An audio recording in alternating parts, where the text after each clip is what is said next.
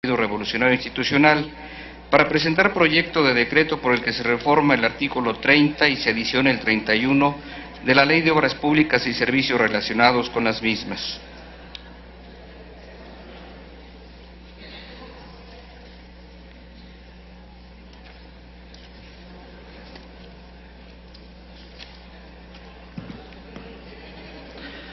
Con la venia de la presidencia, compañeras senadoras, compañeros senadores, la inversión en infraestructura y en general la obra pública realizada por el gobierno federal constituye una palanca de desarrollo económico fundamental para el país, no solo por su capacidad de gestión económica, sino por su contribución a la generación de empleos y cadenas de proveeduría de bienes y servicios que impulsan la participación de los sectores público y privado en diversos sectores de la economía. La inversión física presupuestaria que se destina a la construcción o conservación de obra pública, de acuerdo con la información de la Secretaría de Hacienda y Crédito Público, para el 2012 se tienen presupuestados 672,000 millones de pesos que serán y se están utilizando para la construcción de puentes, carreteras, puertos, presas, escuelas, hospitales y otras obras de infraestructura. El gasto de infraestructura representa un porcentaje superior al 23% del gasto programable del gobierno federal, y los sectores prioritarios son energía, comunicaciones, transportes, salud, educación y recursos hidráulicos. Para llevar a buen puerto las obras que requiere el país y su adecuada realización, el gobierno federal cuenta con la Ley de Obras Públicas y Servicios relacionados con las mismas, como pieza clave del sistema de contrataciones públicas, mediante la cual se regulan las contrataciones del gobierno para la realización de diferentes obras y servicios. Una de las reformas más importantes que ha tenido este sistema de contrataciones públicas es la de prever que en los diversos procesos de asignación y contratación de obras se contemplase la utilización de recursos humanos del país, además materiales, bienes y servicios con un porcentaje de contenido nacional.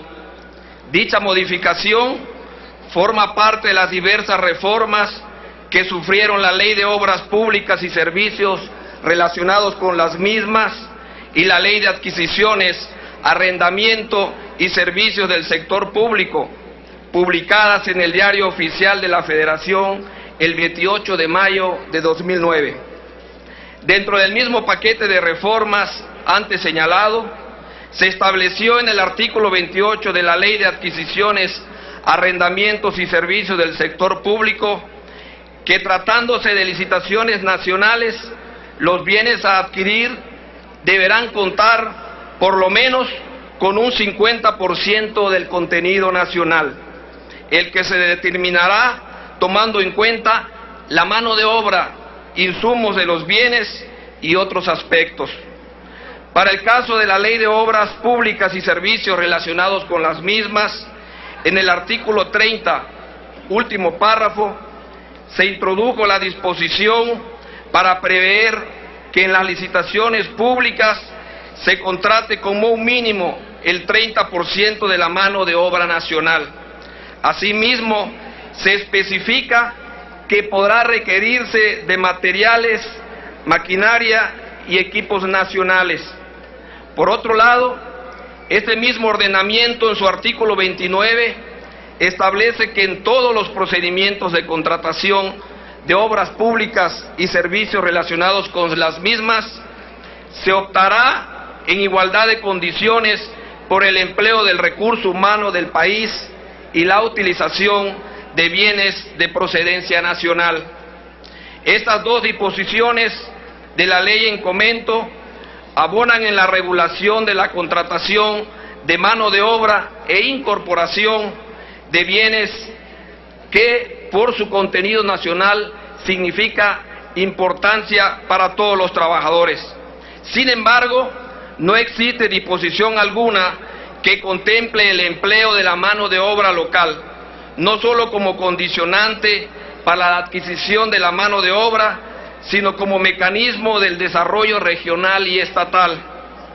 Para ello, es imprescindible que en una ley tan importante como el de desarrollo económico del país, como lo es la Ley de Obras Públicas y servicios relacionados con las mismas, se contemple un porcentaje mínimo de recursos humanos locales para las obras o servicios a realizarse.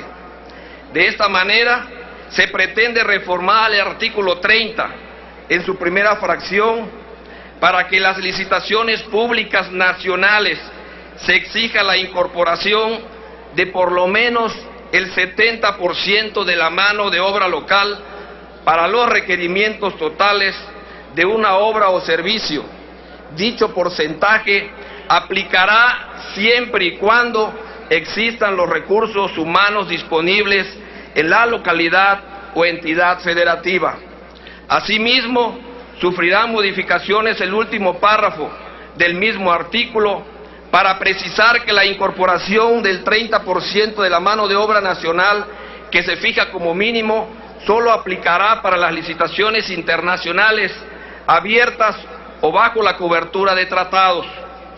Finalmente, se adiciona la fracción 21ª al artículo 31 para que en las bases de licitación sea requisito de participación para los contratistas o licitantes la incorporación de mano de obra local en los trabajos a realizarse.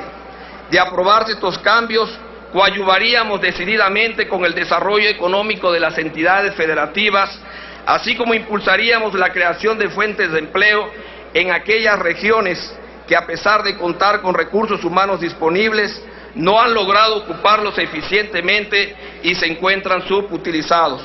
Con base en lo anterior, presento ante este Pleno la siguiente iniciativa con proyecto de decreto único.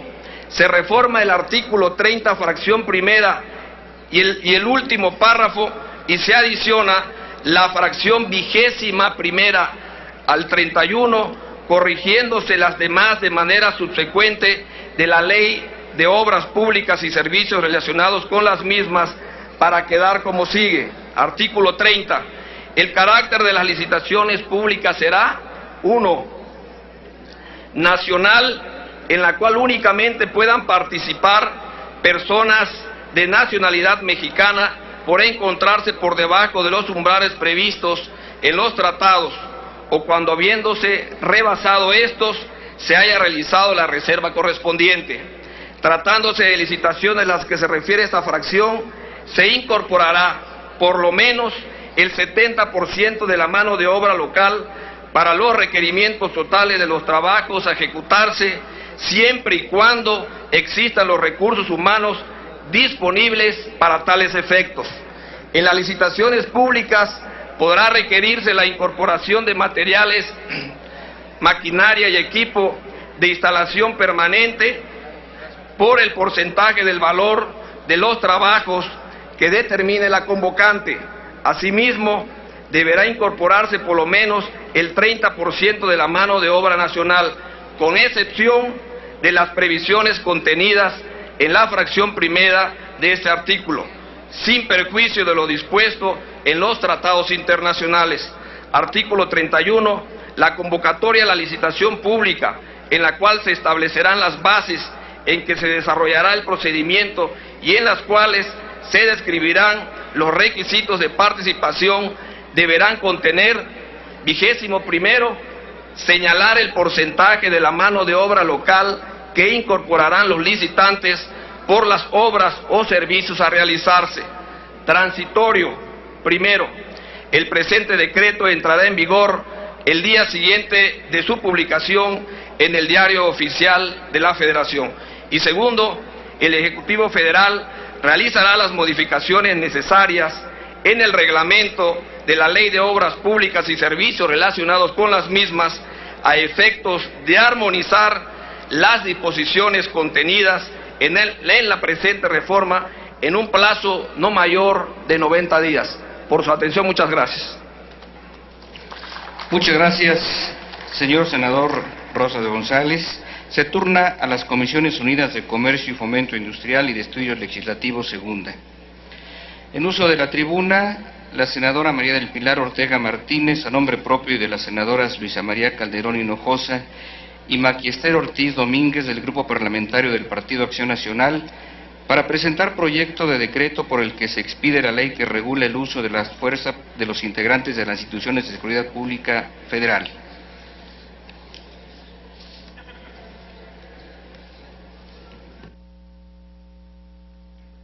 Con su venia, presidente.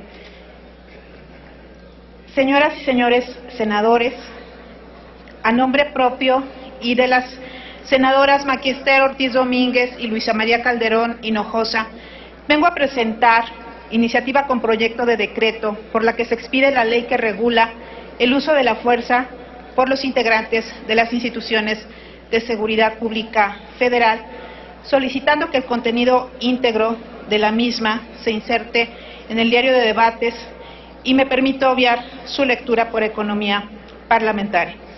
Y me permito solamente destacar las siguientes consideraciones. Todo país que se precie de ser democrático y apegado al orden constitucional debe regirse por parámetros y reglas claramente establecidas con el objeto de que el actuar del Estado y de la sociedad coexistan dentro de un marco de respeto a los derechos fundamentales.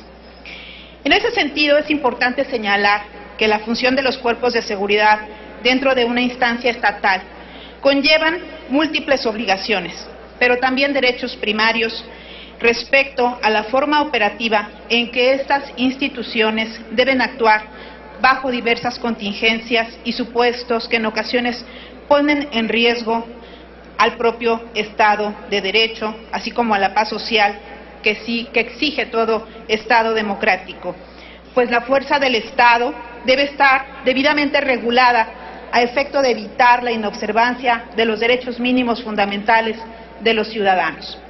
Para el Partido Acción Nacional, el empleo de la fuerza por parte de las instituciones policiales debe conciliarse también con el respeto irrestricto a los derechos humanos, debiendo utilizarse esta solamente cuando exista una necesidad racional en el medio empleado y con plena observancia del principio de proporcionalidad en caso de legítima defensa para salvaguardar un bien jurídico en el cumplimiento de un deber o en el ejercicio de un derecho.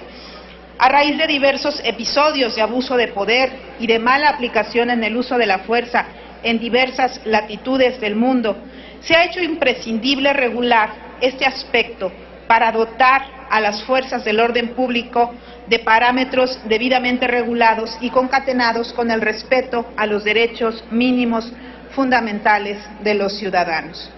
Es por ello que a través de los principios básicos sobre el empleo de la fuerza y de armas de fuego por los funcionarios encargados de hacer cumplir la ley, adoptado por el 8º Congreso de las Naciones Unidas sobre prevención del delito y tratamiento del delincuente del 27 de agosto de 1990, se estatuyó lo siguiente, que cito a la letra: los gobiernos y los organismos encargados de hacer cumplir la ley adoptarán y aplicarán normas y reglamentaciones sobre el empleo de la fuerza y armas de fuego contra personas por parte de funcionarios encargados de hacer cumplir la ley. Al establecer estas normas y disposiciones, los gobiernos y los organismos encargados de hacer cumplir la ley examinarán continuamente las cuestiones éticas relacionadas con el empleo de la fuerza y las armas de fuego, concluyo la cita. Asimismo, como objetivo fundamental del uso racional de la fuerza, se debe prever su ejercicio moderado y su actuación debe llevarse a cabo de manera proporcional conforme a la gravedad del delito y el objetivo legítimo que se persiga, además de reducir los daños respetando y protegiendo en todo momento la vida humana. Aunado al anterior, el conjunto de principios para la protección de todas las personas sometidas a cualquier forma de detención o prisión, adoptado por la Asamblea General de Naciones Unidas en 1988, señala que ninguna persona sometida a cualquier forma de detención o prisión será sometida a tortura o a tratos o penas crueles, inhumanos o degradantes, y que no podrá invocarse circunstancia alguna como justificación de la tortura o de otros tratos o penas crueles, inhumanos o degradantes. Del mismo modo, debe analizarse que el uso de la fuerza desde la óptica del respeto a los derechos fundamentales, a los derechos humanos, así como a la aplicación irrestricta de la razonabilidad, atendiendo a este último aspecto, a las circunstancias del caso, la persecución de un fin lícito, la necesidad de desplegar la acción o acto de policía y la proporcionalidad de los medios empleados para realizar dicho acto. Bajo esta tesitura, el propio constituyente ha establecido que expresamente en el artículo 21 de la Constitución mexicana, que la actuación de las instituciones de seguridad pública se regirán por los principios de legalidad, objetividad, eficiencia, profesionalismo, honradez y respeto a los derechos humanos reconocidos por la Constitución, partiendo de la necesidad de garantizar la adecuada conducción de las instituciones de seguridad pública en el marco de la preservación de la paz, orden y armonía social, siendo el empleo en el uso de la fuerza un elemento fundamental al respecto. Asimismo, cabe destacar que las cifras proporcionadas por el Secretariado Ejecutivo del Sistema Nacional de Seguridad Pública en la estadística correspondiente a estado de fuerza para establecer el porcentaje de policías municipales, el estado de fuerza policial en el país entre los cuerpos de policía ministerial, estatal y municipal oscila en los 397.664 operativos, situación que hace necesaria el establecimiento de legislación clara, precisa y homogénea en relación al uso de la fuerza, de la cual se pueden derivar instrumentos, protocolos y demás normatividad que establezcan estándares de actuación de las instituciones policiales en torno al uso de la fuerza. Con la promulgación de la Ley General del Sistema Nacional de Seguridad Pública, se ha dado un paso importante al establecerse con claridad que el uso de la fuerza pública por parte de los cuerpos de seguridad debe regirse mediante disposiciones normativas y administrativas adecuadas. En efecto, en su artículo 41, el último párrafo establece la obligación para las autoridades de hacer uso de la fuerza pública de manera racional, congruente, oportuna y con respeto a los derechos humanos. Cabe señalar también que con motivo de la reforma constitucional en materia de derechos humanos publicado en el Diario Oficial de la Federación el 10 de junio de 2011 y de la instrucción presidencial del 9 de diciembre de 2011 en el sentido de regular el uso legítimo de la fuerza, se publicaron en el mes de abril del 2012 en el Diario Oficial de la Federación la normatividad relacionada con el tema que nos ocupa, a saber, un acuerdo, el 4 del 2012, del Secretario de Seguridad Pública, por el que se emiten los lineamientos generales para la regulación del uso de la fuerza pública de las instituciones policiales, de los órganos desconcentrados de la Secretaría de Seguridad Pública. En el mismo sentido, el Acuerdo 80/12 de la Procuraduría General de la República y también el Acuerdo Secretarial 3/9, mediante el cual se regula el uso legítimo de la fuerza por parte del personal naval en cumplimiento del ejercicio de sus funciones en coadyuvancia al mantenimiento del Estado de Derecho, y la directiva que regula el uso legítimo de la fuerza por parte del personal del Ejército y Fuerza Aérea mexicanos. Es importante en ese sentido reconocer la preocupación mostrada y los esfuerzos realizados por la presente Administración Federal para contar con una normatividad aplicable al uso de la fuerza en las distintas dependencias ubicadas al interior del Poder Ejecutivo ante la falta de una ley en la materia. Es importante también señalar que diversas entidades federativas han regulado el uso de la fuerza sin existir, también debo decirlo, una homogeneidad al respecto, ya que hasta donde se tiene conocimiento, mientras entidades como el Distrito Federal y Oaxaca cuentan con una legislación especial en la materia, entidades como Aguascalientes, Chiapas, Chihuahua, Estado de México, entre otras, cuentan con una regulación general inmersa en otras leyes. Bueno, no obstante los esfuerzos antes señalados, se hace relevante que la regulación en el uso de la fuerza conlleve la creación de un cuerpo legal en materia federal que obligue en su cumplimiento a todos los cuerpos de seguridad y de aquellos que utilizan la fuerza para hacer cumplir el mandato de la autoridad e incluso para mitigar acciones civiles que en un momento dado puedan afectar a terceros de manera grave e incluso puedan poner en riesgo la vida y por tanto la estabilidad social. Es por ello que el día de hoy presentamos esta iniciativa que pretende inscribirse en un referente positivo en la confección de un marco normativo que regule de manera adecuada el uso de la fuerza por parte de los integrantes de las instituciones de seguridad pública federal en aras del respeto y observancia a los derechos fundamentales de todo ciudadano plasmados en nuestra Constitución, así como en los tratados internacionales, misma que ponemos a consideración de esta soberanía. Es cuanto, señor presidente. Muchas gracias, senadora Ortega Martínez. Se turna a las Comisiones Unidas de Seguridad Pública y de Estudios Legislativos primera. Senadora Angélica de la Peña. Sonido al escaño de la senadora. Sí, señor presidente, para solicitarle turno de la iniciativa a la Comisión de Derechos Humanos, por favor. Se amplía el turno. Gracias. En uso de la tribuna, la senadora Angélica de la Peña Gómez, del Grupo Parlamentario del Partido de la Revolución Democrática, para presentar proyecto de decreto por el que se reforma la Ley Orgánica de la Administración Pública Federal, la Ley Federal de Responsabilidades de los Servidores Públicos, la Ley Federal de Responsabilidades Administrativas de los Servidores Públicos y la Ley de la Comisión Nacional de los Derechos Humanos. Muchas gracias, presidente. Apreciables senadoras, senadores. A partir de la reforma del 10 de junio del 2011 en materia de derechos humanos, es importante hacer varias adecuaciones a nuestro marco jurídico, porque evidentemente esta reforma constituye y sin duda es tan trascendental que trastoca nuestro marco jurídico hacia cambios de fondo en la cultura de la legalidad y el respeto a los derechos humanos.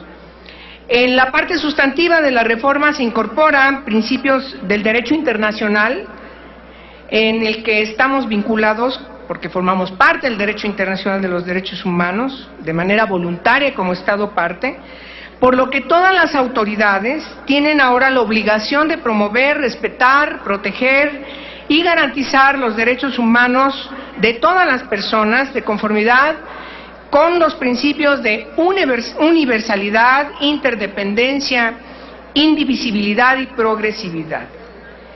En este principio de interpretación pro persona, los tribunales deben interpretar la norma siempre pronunciándose por aquella que brinde mayor protección al derecho fundamental. En esta iniciativa que hoy presento a la consideración de esta soberanía, para su estudio y eventual dictamen, se implementa una serie de reformas importantes que están inscritas para lograr que se cumplan las recomendaciones de la Comisión Nacional de Derechos Humanos. En ese aspecto, las iniciativas a la Ley Orgánica de la Administración Pública Federal, a la Ley Federal de Responsabilidades de los Servidores Públicos, a la Ley Federal de Responsabilidades Administrativas de los Servidores Públicos y la Ley de la Comisión Nacional de los Derechos Humanos, tendrían que ser reformadas en los términos de la siguiente referencia. En el caso del artículo 50 bis de la Ley de la Administración Pública Federal, estamos proponiendo que en este artículo que estamos proponiendo se adicione, se refiera que en los casos en que los funcionarios de la Administración Pública Federal, centralizado o paraestatal, no respeten o cumplan una recomendación de la Comisión Nacional de Derechos Humanos, esta podrá dar vista a la Cámara de Senadores o en sus recesos a la Comisión Permanente a fin de que las comisiones respectivas citen a los o a las funcionarias o a las autoridades responsables con el objeto de que expliquen las razones de su conducta o justifiquen su negativa. En cuanto a la reforma que estamos promoviendo a la Ley Federal de Responsabilidades de los Servidores Públicos, estamos inscribiendo, siguiendo el curso del artículo 47, que establece que todo servidor público tendrá las siguientes obligaciones para salvaguardar la legalidad, honradez, lealtad, imparcialidad y eficiencia, que deben ser observadas en el desempeño de su empleo, cargo o comisión, y cuyo incumplimiento dará lugar al procedimiento y a las sanciones que correspondan, sin perjuicio de sus derechos laborales, así como de las reformas específicas que al respecto rijan en el servicio de las Fuerzas Armadas. Y en ese sentido, la adición que establecemos en la fracción 21 es que se refiera que para proporcionar en forma oportuna y veraz toda la información y datos solicitados por la institución a la que legalmente le competa la vigilancia y defensa de los derechos humanos, a efecto de que aquella pueda cumplir con las facultades y atribuciones que le correspondan. El añadido es, para los efectos de no aceptar una recomendación de la Comisión Nacional de los Derechos Humanos, deberán fundar, motivar y hacer pública su negativa. En la reforma que estamos proponiendo a la Ley Federal de Responsabilidades Administrativas de los Servidores Públicos, igualmente se pretende establecer en el artículo 8, en la fracción 19, que al final también se establezca que para los efectos de no aceptar una recomendación de la Comisión Nacional de los Derechos Humanos, deberán fundar, motivar y hacer pública su negativa.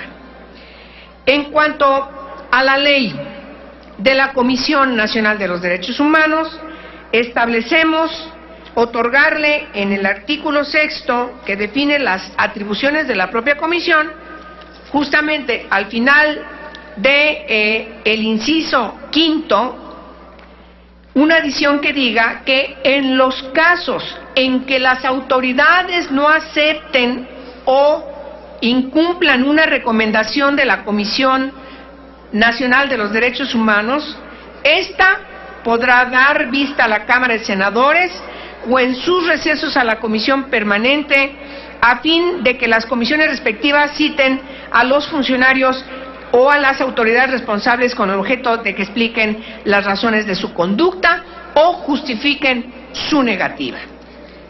Señor presidente, quiero que me permita brevemente también incluir la siguiente iniciativa que tengo apuntada para que cursa como la que acabo de presentar hacia el estudio y eventual dictamen de la Comisión de Derechos Humanos. Si me permite, señor presidente. Sí, adelante, senadora Angélica de la Peña. Muchas gracias. La siguiente iniciativa que pongo a su consideración refiere a una adición al artículo 98 bis de la Ley Orgánica del Congreso General de los Estados Unidos Mexicanos. También está relacionada a la omisión que por desgracia mantienen ya como una norma ordinaria muchas dependencias de la administración pública respecto de no tomar en consideración las recomendaciones de la Comisión Nacional de Derechos Humanos. En este sentido, el artículo 98 bis que estamos integrando diría lo siguiente: 98 bis. 1. Para las competencias de los servidores públicos a los que hace referencia el segundo párrafo del apartado B del artículo 102 de la Constitución Política de los Estados Unidos Mexicanos, se estará a lo siguiente. 2. Una vez que ingrese al lugar destinado para sesionar el servidor público compareciente, la presidenta o el presidente de la Comisión de Derechos Humanos del Senado procederá a tomarle protesta correspondiente de decir verdad y le hará saber las responsabilidades de los servidores públicos que incurran en falsedad. Tercero, Posteriormente, la presidenta o presidente de la Comisión de Derechos Humanos le otorgará el uso de la voz para que exponga de manera fundada y motivada su negativa para no dar cumplimiento a la recomendación que le emitió la Comisión Nacional de los Derechos Humanos. 4. Posteriormente hará uso de la palabra un o una legisladora por cada uno de los grupos parlamentarios representados en la comisión. Estas intervenciones se realizarán en orden decreciente en razón del número de legisladoras de cada grupo parlamentario y cada una de ellas no excederá de 10 minutos. 5. En el caso de que existan cuestionamientos o interpelaciones al servidor público compareciente, él o la presidente de la comisión le preguntará si desea responder a la misma en ese momento o al final de su intervención. 6. A continuación, las o los legisladores podrán formular sus preguntas de manera directa al servidor público compareciente. Al final de cada una de ellas, el servidor público citado hará uso de la palabra para dar respuesta a cada una de ellas. 7. Una vez finalizados los cuestionamientos al o a la servidora pública compareciente emitirá un mensaje final. Acto seguido, la presidenta o el presidente de la comisión hará uso de la palabra para un mensaje final sobre el tema al que fue citado el servidor público. Es cuanto. Muchas gracias por su atención y reitero que por favor sean publicadas textualmente en el diario de debates y también por favor que sean turnadas a la Comisión de Derechos Humanos. Gracias. Gracias, senadora Angélica de la Peña Gómez. Túrnese la primera de las iniciativas a la comisión, las Comisiones Unidas de Gobernación y de Estudios Legislativos con opinión de la de Derechos Humanos, y la segunda, túrnese a las Comisiones Unidas de Reglamentos y Prácticas Parlamentarias y de Estudios Legislativos. A continuación, se le concede el uso de la palabra al senador Raúl Gracia Guzmán, del Grupo Parlamentario del Partido Acción Nacional, para presentar proyecto de decreto que reforman los artículos 304 y 310 del Código Federal de Instituciones y Procedimientos Electorales y el artículo 21 bis de la Ley General del Sistema de Medios de Impugnación en materia electoral. En el uso de la palabra. Con la venia de la Presidencia. Vengo a presentar propuesta de iniciativa a los artículos 304 y 310 del Código Federal de Instituciones y Procedimientos Electorales, así como el artículo 21 bis de la Ley General del Sistema de Medios de Impugnación en materia electoral. Como sabemos, después de la elección de 2006, donde el margen de diferencia entre la elección presidencial en primer y segundo lugar fue de 1%, se hizo una reforma para garantizar el recuento total en las elecciones que tuvieran una diferencia menor a ese 1%.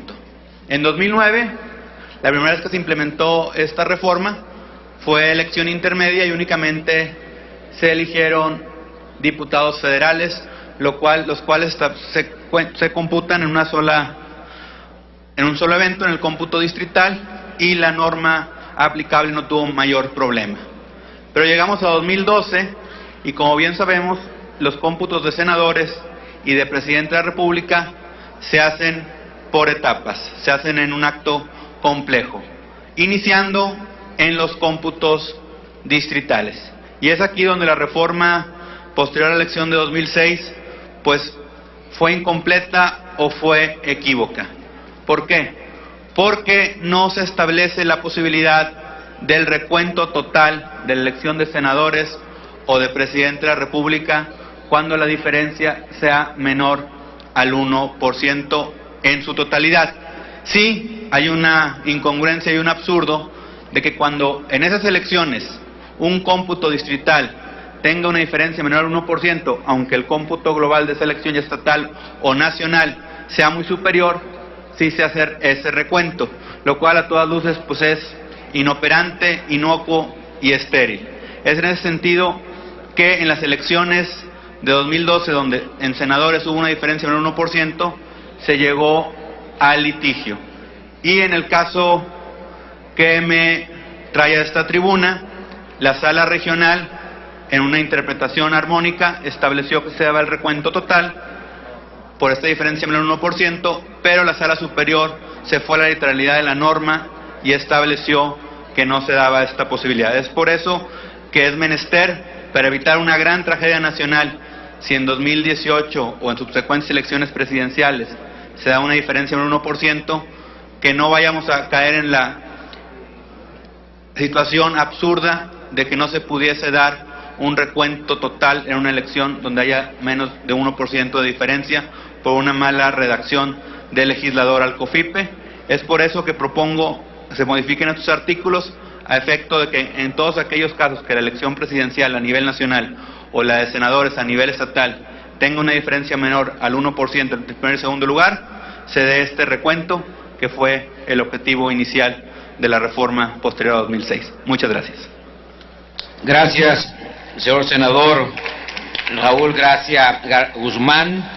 Túrnese esta iniciativa a las Comisiones Unidas de Gobernación y de Estudios Legislativos, segunda.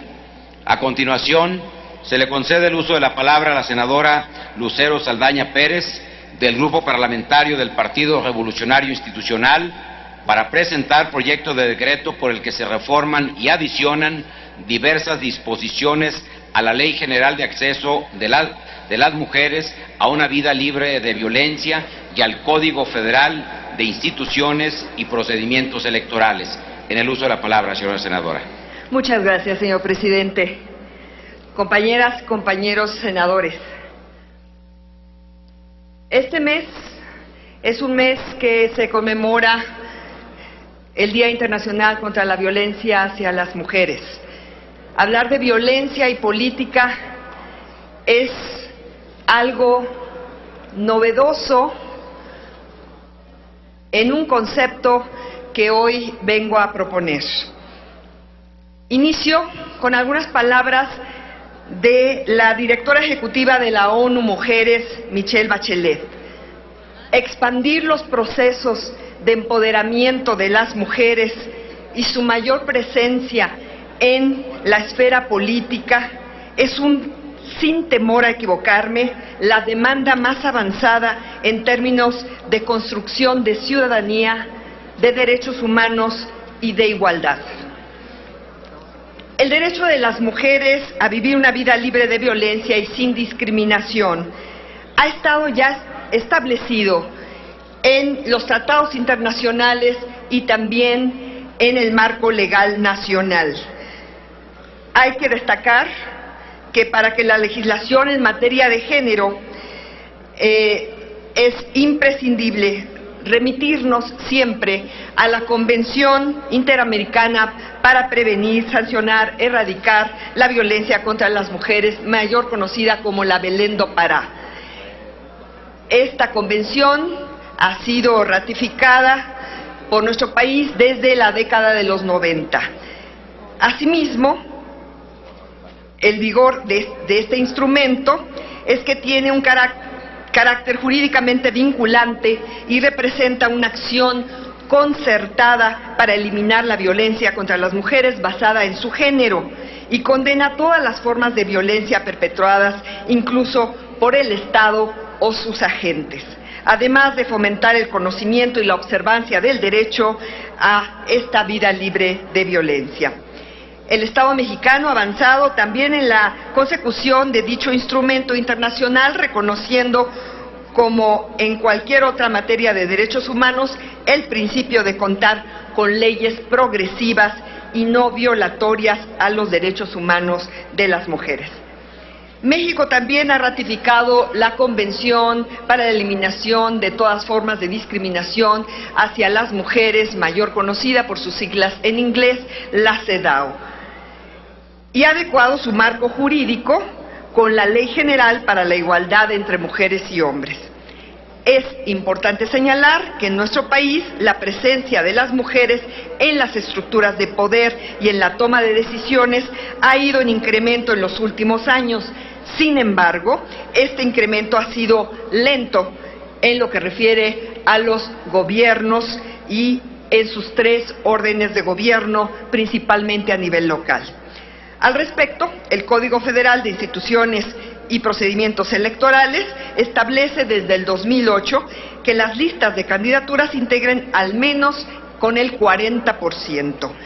No todas las entidades federativas han hecho la armonización, 11 mantienen todavía el 30-70 y solo 9 han elevado en sus listas de plurinominales a un 50%. Aunque la legislación mexicana ha ido incorporando paulatinamente estas medidas, vemos que en los congresos locales del 2011 se tiene una participación de un 23%. Vemos también que un 6.8% de presidentas municipales representa el mayor déficit de la democracia genérica. A medida que aumenta la inclusión de las mujeres en la política, incrementa también el riesgo de que sean víctimas de distintas formas de violencia, dado a que su presencia pareciera un desafío y transgresión que obliga a la redistribución del poder.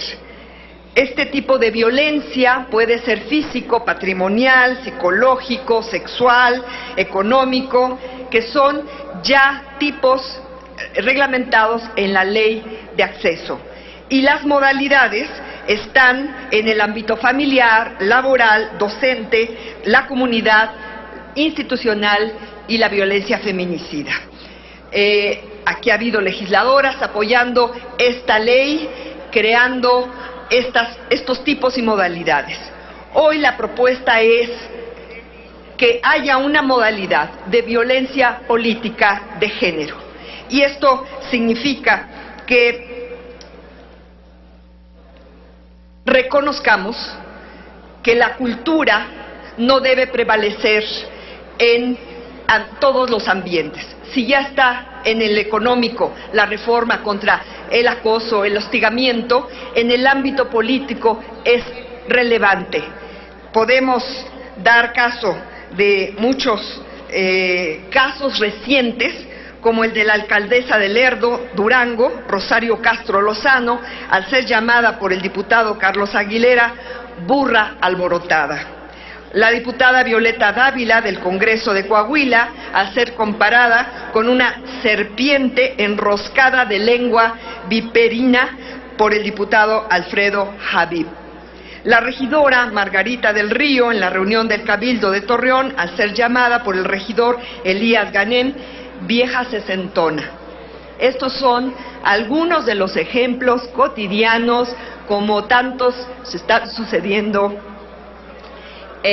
día con día. En tal sentido, hay que destacar que el término de violencia política no se ha utilizado y por lo tanto ha sido invisibilizada esta violencia en el ámbito político. Hasta ahora no se reconoce y mucho menos se realizan las acciones necesarias para prevenir, atender, sancionar y erradicar. Por eso, además, el derecho comparado nos refuerza y nos muestra que existen modelos exitosos en el mundo. Uno de ellos, en este sentido, es el que nos encontramos en Bolivia, donde recientemente se publica la ley contra el acoso y violencia política hacia las mujeres, reciente mayo de este año.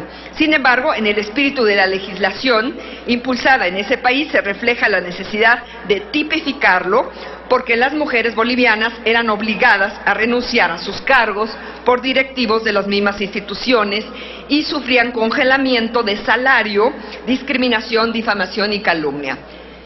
Trasciende fronteras y por eso es importante impulsar la defensa y garantía del pleno ejercicio de los derechos políticos de las mujeres sin que su integridad física, dignidad, patrimonio o salud física, emocional se vean amenazados, comprometidos. Colocar este tema en la agenda nacional e internacional rumbo a la tipificación de este tipo de delito es una necesidad para eliminar toda discriminación violenta que pueda realizarse. Documentar los casos de violencia contra las mujeres en el ámbito político sería una acción en consecuencia, e impulsar la investigación sobre estos temas. Es por ello que presento y a su consideración de mis compañeras y compañeros senadores el proyecto de decreto de iniciativa de decreto para que se reformen y se adicionen diversas disposiciones a la Ley de Acceso a las Mujeres a una Vida Libre de Violencia y al Código Federal de Instituciones y Procedimientos Electorales para que haya en el capítulo de sanciones también su reforma. Con ello, pues estaríamos dando el mensaje de que en México queremos un ambiente más equitativo, una sociedad que no discrimine y que avance independientemente del sexo, edad, razón social o cualquier otra condición. Por sus atenciones y su respaldo, muchas gracias. Gracias, senadora. Sí, sonido, por favor, en el escaño de la senadora Angélica de la Peña. ¿Para qué asunto, senadora? Senadora Saldaña, ¿me permite acompañarla en su iniciativa? Senadora Saldaña. Gracias. ¿Acepta usted la incorporación a su iniciativa de la senadora Angélica de la Peña? Todo gusto y espero que también nuestros compañeros nos apoyen en esta iniciativa. Gracias. Gracias. Sí, sonido en el escaño del senador Aarón Pozos. Para lo mismo, pido igual al senador Rosas, también pido el senador Miguel Ángel Chico, pido a la Secretaría que tome nota de quienes deseen adherirse, igualmente al senador Jesús Casillas, a la iniciativa de la senadora Lucero Saldaña. Túrnese esta iniciativa a las Comisiones Unidas de Equidad y Género y de Estudios Legislativos Segunda.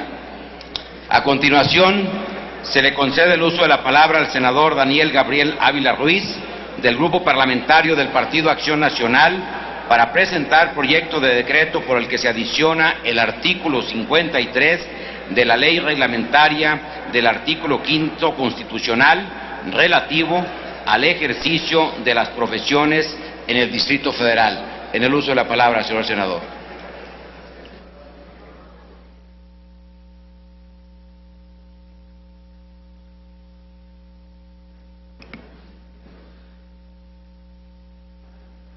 Con su permiso, senador presidente,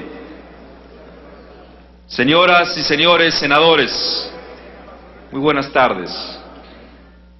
Vengo a presentar una iniciativa para reformar la ley y hacerle frente a una problemática que lamentablemente se ha arraigado y que, lejos de alcanzar su fin, entorpece la preparación y el desarrollo de millones de jóvenes mexicanos.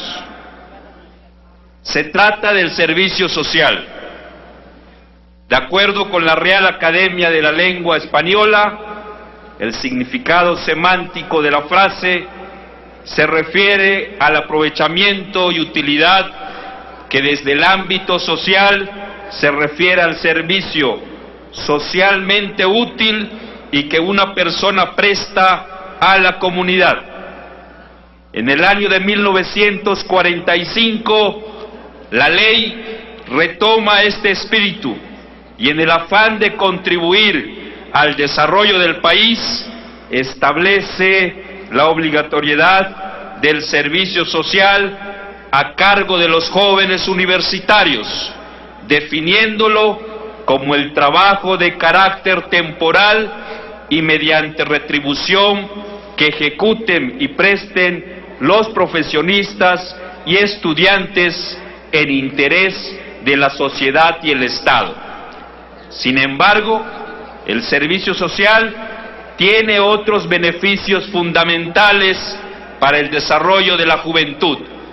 Primero, constituye un vínculo natural de aprendizaje teórico-práctico entre lo que se enseña y aprende en las aulas y entre lo que se enseña y aprende en el campo del trabajo.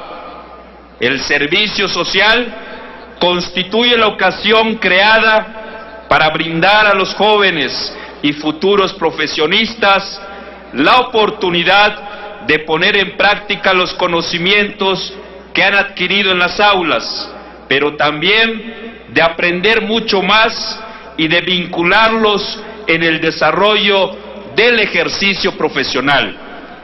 Instituye el momento oportuno para aprender a trabajar y para desarrollar sus conocimientos, sus habilidades y sus aptitudes.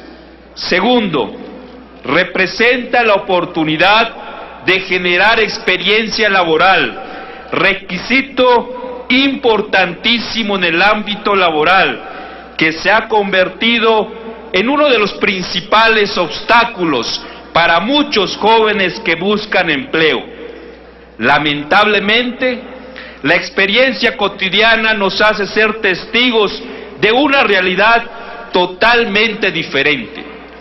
Vemos con tristeza que en muchos centros de trabajo, sobre todo en instituciones gubernamentales, los prestadores del servicio social realizan actividades ajenas a las que se vinculan con su formación profesional, tales como archivistas, mensajeros, telefonistas, recepcionistas, entre otras, actividades modestas y muy respetables que quizá deben formar parte de las actividades de aprendizaje, pero que de ninguna manera deben ser las únicas.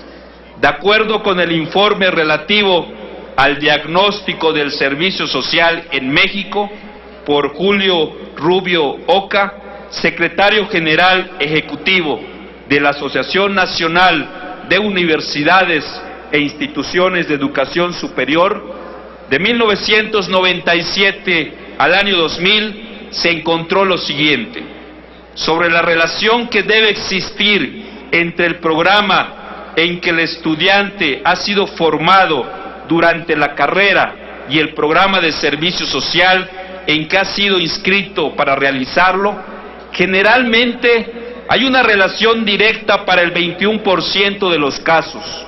En algunas ocasiones es el 48% y en ninguna el 31%. Es decir, cerca de una tercera parte de los prestadores del servicio social, en todos los casos, realizan actividades totalmente ajenas a la carrera que estudiaron.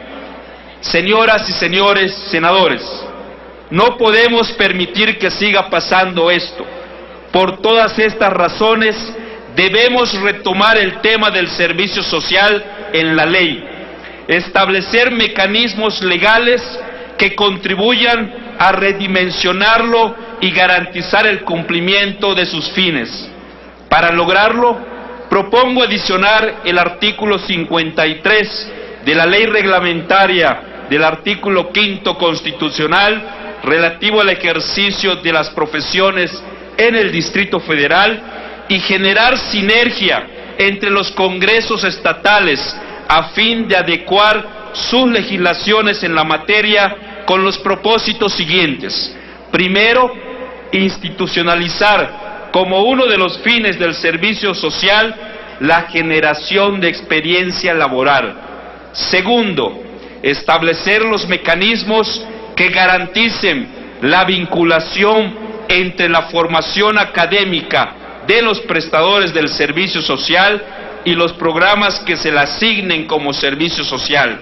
Y tercero, establecer una retribución para los prestadores del servicio social que ya está prevista en la ley, que no podrá ser menor al salario mínimo establecido en la Ley Federal del Trabajo.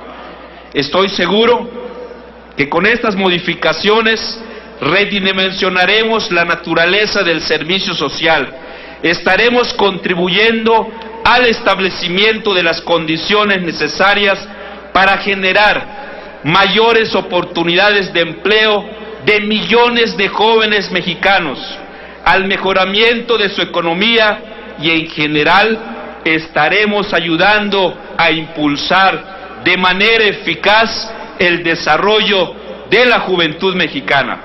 Por su atención, muchas gracias. Gracias, senador Daniel Ávila Ruiz. Túrnese esta iniciativa a las Comisiones Unidas de Educación y de Estudios Legislativos. En otro apartado de nuestra agenda, El día de hoy tenemos la discusión de un dictamen de la Comisión contra la Trata de Personas con punto de acuerdo que exhorta al titular del Ejecutivo Federal a emitir a la brevedad el reglamento de la Ley General para prevenir, sancionar y erradicar los delitos en materia de trata de personas y para la protección y asistencia de las víctimas de estos delitos. Debido a que el dictamen se encuentra publicado en la Gaceta Parlamentaria de este día, solicito a la Secretaría de lectura a la parte resolutiva del mismo.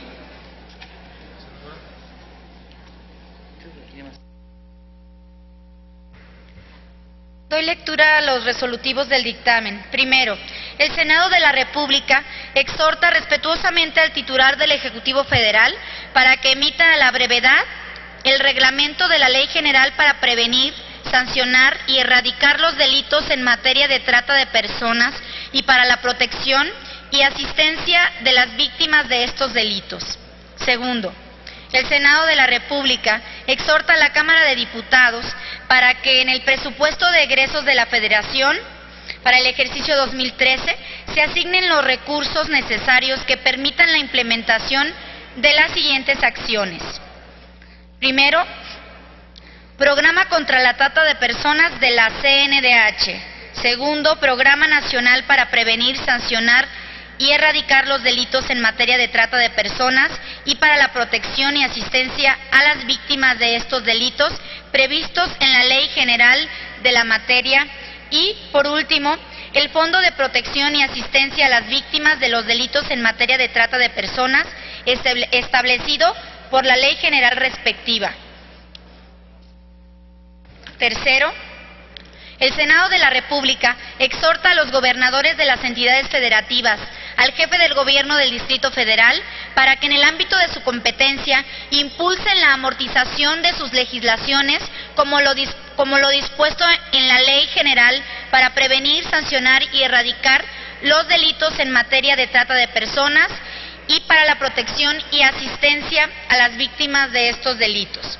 Cuarto, la Cámara de Senadores exhorta respetuosamente a los congresos de las entidades federativas y a la Asamblea Legislativa del Distrito Federal para que aprueben todas las reformas legales que deriven en la amortización de su marco jurídico con lo dispuesto a la ley para prevenir, sancionar y erradicar los delitos en materia de trata de personas y para la protección y la asistencia a las víctimas de estos delitos.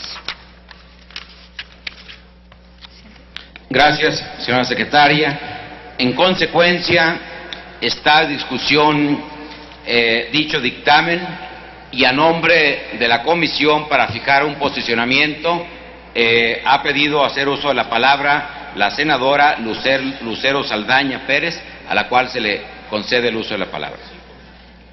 Hasta por 5 minutos.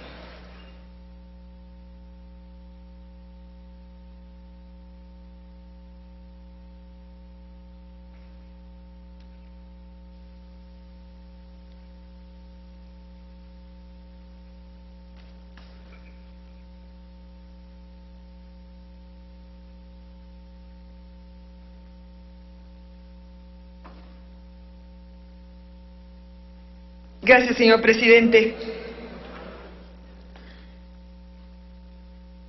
A nombre de la Comisión contra la Trata de Personas y con relación a la propuesta presentada por su servidora con punto de acuerdo para exhortar a trabajar de manera conjunta a las autoridades federales, locales y municipales en la lucha contra la trata de personas y también hacer un exhorto al gobierno federal actual para que en estos días nos presente el reglamento correspondiente a la ley que fue este año aprobada y que en términos también ya se han cumplido y no se tiene el reglamento. Es importante que esta comisión haya votado a favor y hoy presentamos este punto de acuerdo para que pueda llevarse a cabo los resolutivos aquí mencionados. La importancia del tema de la trata de personas en este momento es el poder tener los recursos suficientes para la prevención, la atención y el combate a la misma. Podemos hablar de un avance, tener la ley. Sabemos que hay aspectos que se pueden modificar. Se ha trabajado en algunas asesorías, capacitaciones, pero hay programas que requieren de los recursos y por ello estamos solicitando también a nuestra colegisladora pueda aprobar los recursos necesarios para la prevención y atención en el tema. Hoy subrayamos como programas que atienden el Programa contra la Trata de Personas de la Comisión Nacional de Derechos Humanos, el Programa Nacional para Prevenir, Sancionar y Erradicar los Delitos en Materia de Trata de Personas y para la protección y asistencia a las víctimas de estos delitos previstos en la Ley General en la materia, y el Fondo de Protección y Asistencia a las Víctimas de los Delitos en Materia de Trata de Personas establecido por la Ley General respectiva. También está el punto de acuerdo a que el Senado de la República exhorte a los gobernadores de las entidades federativas y al jefe de gobierno del Distrito Federal para que en el ámbito de su competencia impulsen y armonicen en sus legislaciones y marcos legales con lo dispuesto a la propia ley de la materia. Y como cuarto punto, la Cámara de Senadores exhorta respetuosamente a los congresos de las entidades federativas, a la Asamblea Legislativa del Distrito Federal, para que apruebe todas las reformas legales que se deriven de la armonización del marco jurídico. Tenemos ya una comisión especial en la que, indistintamente de los partidos, estamos con el propósito de avanzar y que se den las medidas suficientes que ya contenga la ley, que se mejore la ley y que los mecanismos sean aplicados. Con ello, pues le solicitamos la aprobación a el punto de acuerdo que presentó hoy la Comisión de Trata de Personas en el Senado. Muchas gracias. Gracias, senadora Lucero Saldaña. En virtud de que no hay más oradores registrados, pido a la Secretaría que consulte en votación económica si es de aprobarse dicho acuerdo. Consulto a la Asamblea en votación económica. Quienes estén a favor de que se apruebe el presente acuerdo, a favor de manifestarlo levantando su mano.